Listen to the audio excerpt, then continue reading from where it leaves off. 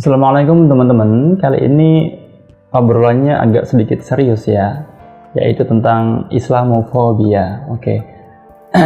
Sebelumnya saya ingin tekankan bahwa sebagian besar pandangan saya ini berdasarkan pada beberapa artikel jurnal penelitian yang saya baca. Jadi apabila nanti ada sebagian pandangan saya yang tidak sesuai dengan pendapat teman-teman, itu sah-sah saja. Kita saling menghargai pandangan yang berbeda saja, oke?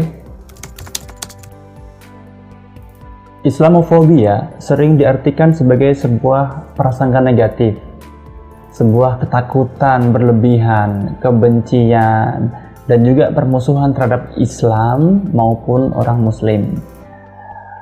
Istilah Islamofobia atau anti-Islam sebenarnya dikenalkan pertama kali oleh seorang orientalis yang bernama Thien Dinet sekitar tahun 1922. Akan tetapi Islamofobia baru dikenal luas sebagai bentuk diskriminasi terhadap orang Islam di Barat sekitar tahun 90-an.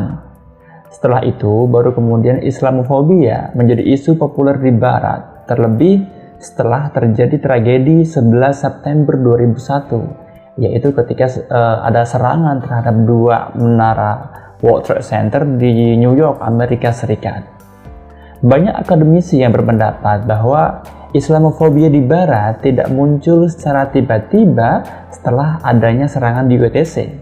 Akan tetapi, lebih dari itu, seperti anti-Semitisme dan xenofobia, Islamofobia juga memiliki akar sejarah yang panjang, khususnya setelah adanya perang salib di abad pertengahan, lalu dilanjutkan di era Utsmani dan diperparah dengan adanya kolonialisme di Eropa.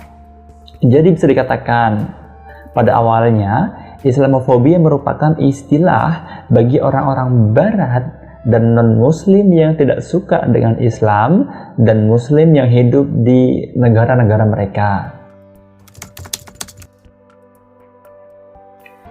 Di Eropa sendiri, ada kekhawatiran dan ketakutan yang cenderung memandang Islam sebagai kekuatan yang membahayakan warisan Yahudi dan juga Kristen. Peristiwa 11 September 2001 juga membuat agama Islam sempat disamakan dengan Nazi, disamakan dengan komunis, yang mana memiliki semangat untuk menginvasi. Berbagai stigma negatif pun muncul. Islam dianggap sebagai agama eksklusif, agama konservatif, rigid, dan tidak cocok dengan modernisasi. Dalam konteks politik global kontemporer, politik Islamofobia dapat ditemukan dalam bentuk politik post-truth yang dipopulerkan oleh Presiden Amerika Serikat kala itu, yakni Donald Trump. Trump sendiri menggunakan narasi politik rasis yang mana mengangkat isu identitas dan primordialisme agama, kemudian kampanye anti-muslim dan juga penghinaan terhadap kelompok muslim imigran. Trump tidak hanya menyulut stigma dan stereotip negatif terhadap Islam, tetapi juga menimbulkan ketakutan bagi masyarakat Barat. Dalam situasi seperti inilah, Islam dianggap sebagai monster, layaknya monster yang menakutkan daripada agama yang mengajarkan kasih sayang atau bahasa kita rahmatan lil alamin. Islam disamakan dengan terorisme, mengajarkan penindasan terhadap perempuan dan juga pelanggaran hak-hak asasi manusia. Politik Islamofobia juga dimanfaatkan oleh salah satu kandidat calon presiden Prancis, yakni Marine Le Pen, tokoh perempuan dari partai kanan yang mana mempunyai sejarah anti-Islam. Data tahun 2020 sendiri mencatat bahwa 40% Muslim di Perancis pernah mengalami diskriminasi setelah propaganda yang dilakukan Marine Le Pen tentang ancaman imigran Muslim. Itu kan besar sekali dampaknya. Yang terbaru ini, Le Pen juga sempat bersumpah akan melarang penggunaan jilbab di tempat umum, di publik jika terpilih sebagai presiden. Untungnya ia kalah dari Macron. Apakah ada Islamofobia di Indonesia? Tentu ada pro dan kontra terkait jawaban dari pertanyaan ini. Dalam konteks politik di Indonesia, banyak kalangan menilai bahwa penggunaan narasi Islamofobia sebagai instrumen kekuasaan bisa dilihat dalam perilaku para elit politik, yang mana dalam beberapa tahun terakhir memang sengaja menjadikan sentimen identitas di masyarakat sebagai alat untuk meraih kekuasaan. Contohnya, Pilkada 2017, 2018, dan Pilpres tahun 2019 adalah contoh nyata penggunaan narasi Islamofobia untuk meraih kekuasaan.